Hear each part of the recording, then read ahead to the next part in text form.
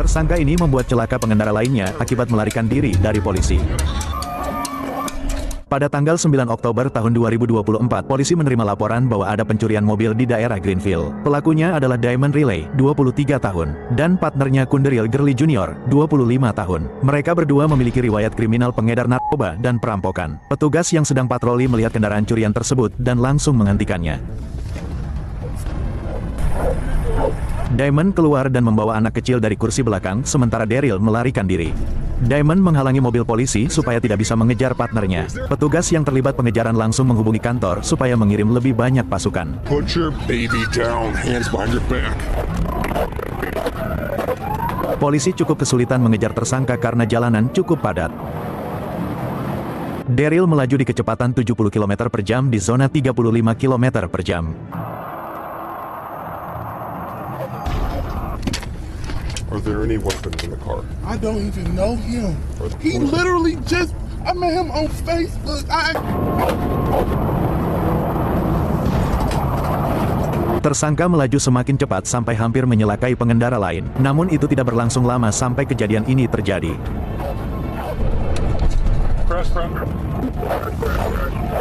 Mobil tersangka terhimpit di antara dua mobil dan menyebabkan kecelakaan 3 mobil sekaligus. Polisi segera mengamankan tersangka sebelum ia berulah lagi. Lagi-lagi pelaku berkulit hitam. Daryl mengalami sedikit linglung setelah kecelakaan. Petugas menemukan pistol di kantong tersangka. Petugas memeriksa kondisi korban yang terlibat. Pengemudi mengalami pingsan dan anaknya di belakang kritis. Beruntung kondisi korban satunya baik-baik saja. Hanya mengalami sedikit lecet mobil. Petugas menggeledah mobil Daryl dan mencium bau ganja yang menyengat. Petugas menemukan beberapa peluru dan pil di dalam mobil tersangka. Polisi menginterogasi Diamond untuk mencari tahu fakta yang sebenarnya. Polisi belum menemukan bukti kuat jika Diamond yang mencuri mobil, namun ia berbohong perihal hubungannya dengan Daryl. Di mobil ia mengaku baru mengenalnya dari Facebook, namun kenyataannya ia sudah berpacaran lama dengan Daryl. Why did you walk in front of my squad car? Because I'm like, what the fuck is going on? Why were you- I didn't mean to just literally run in front of your bumper. Were you trying to block me? No, that was not intentional. Diamond beralasan sedang mencari obat untuk anaknya, namun kenyataannya ia adalah penjual obat-obatan terlarang. Akibat perilakunya, Daryl harus membayar uang jaminan $50.000.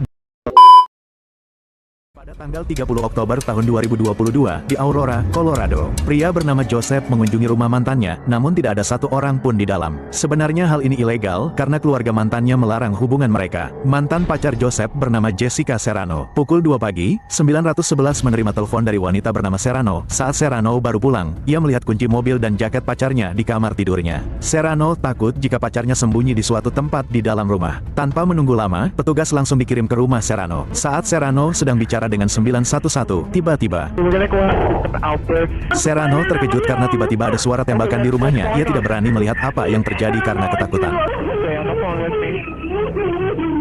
Serrano hanya bisa menangis sambil menunggu petugas sampai. Suara tembakan kedua terdengar lagi. Tangisan Serrano semakin panik. 911 menyuruhnya untuk tiarap mencari tempat sembunyi. Petugas langsung mengirim banyak pasukan ke rumah Serrano. Sementara itu, di telepon,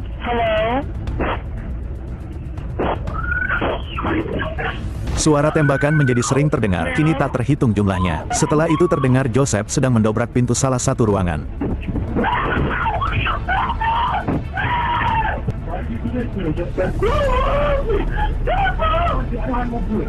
Ternyata Joseph mendobrak pintu kamar mandi dan ia didorong ke bak mandi oleh Serrano. Serrano langsung melarikan diri. Beruntung petugas datang tepat waktu.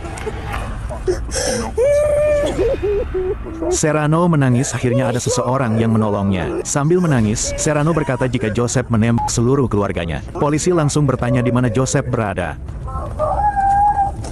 3 keluarga Serrano tewas akibat luka tembak, termasuk saudara kembar dan ayahnya juga tewas. Teriakan Jessica menunjukkan bagaimana ia sangat depresi akibat kejadian ini. Polisi menyuruh Serrano keluar. Serrano mengganggu konsentrasi polisi dan bisa berpotensi menambah korban lagi.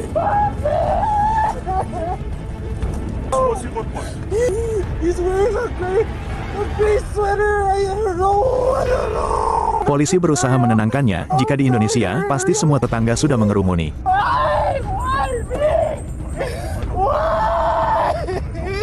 Polisi mengidentifikasi jasad korban sementara petugas medis mengevakuasinya. Polisi pun melakukan penyergapan untuk menangkap Joseph. Namun sayang, Joseph tidak ditemukan di rumah itu. Di dalam rumah, polisi menemukan sidik jari dan peluru Joseph. Informasi disebarkan lewat berita dan dari mulut ke mulut di wilayah Aurora. Sepupu Joseph, Joel pun mendengar informasi ini. Joel berkata sebelum kejadian itu terjadi, pagi harinya Joseph meminta tolong padanya. Namun Joel menolak karena melihat kondisi Joseph seperti sedang terpengaruh obat terlarang. Joseph ditemukan di daerah terpencil negara Meksiko.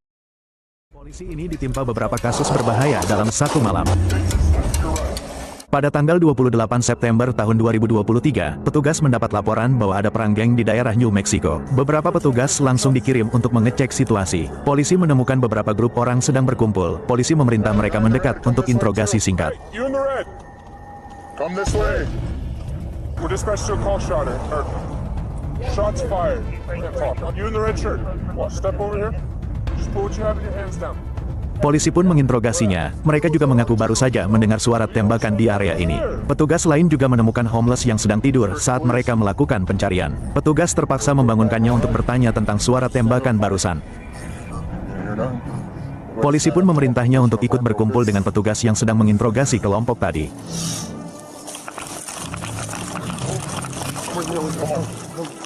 Polisi menggeledah si homeless karena gerak-geriknya mencurigakan. Setelah diinterogasi, ternyata sekelompok orang ini adalah turis yang sedang istirahat. Polisi pun menyuruh mereka pergi. Polisi pun melanjutkan penggeledahan pada homeless ini. Saat polisi sedang fokus menggeledah, tiba-tiba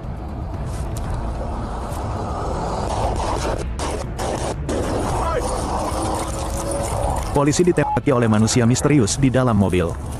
Namun homeless itu tetap duduk santai seakan tidak terjadi apa-apa.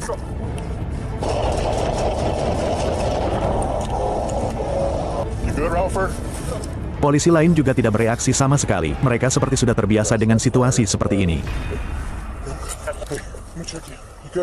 Beberapa warga keluar untuk memastikan polisi baik-baik saja. Polisi langsung menyuruh mereka masuk demi keamanan. Ternyata petugas lain memata-matai mobil yang barusan menembaki polisi. Mereka menangkap pria yang diduga salah satu penumpang yang baru diturunkan dari mobil setelah penembakan terjadi. Polisi pun langsung melakukan penggeledahan. Polisi juga dengan cepatnya menemukan pria yang diduga driver dari mobil tadi. Polisi langsung memborgolnya. Tersangka sangat kooperatif. Ia tidak melakukan perlawanan sama sekali. Is there any weapons inside? Any guns? Walau bersikap sopan, polisi tetap harus menahan tersangka. Polisi pun menggeledah mobil tersangka. Walau kooperatif, ternyata tersangka berbohong jika mereka tidak menyimpan senjata api. Polisi juga mengidentifikasi bahwa tersangka bukan orang yang sama pada tragedi perang geng pada awal video ini. Di sisi lain, walau tidak ada hubungannya dengan penembakan, polisi tetap menahan homeless karena ia terbukti melakukan pencurian dan memalsukan surat jaminan pembebasan.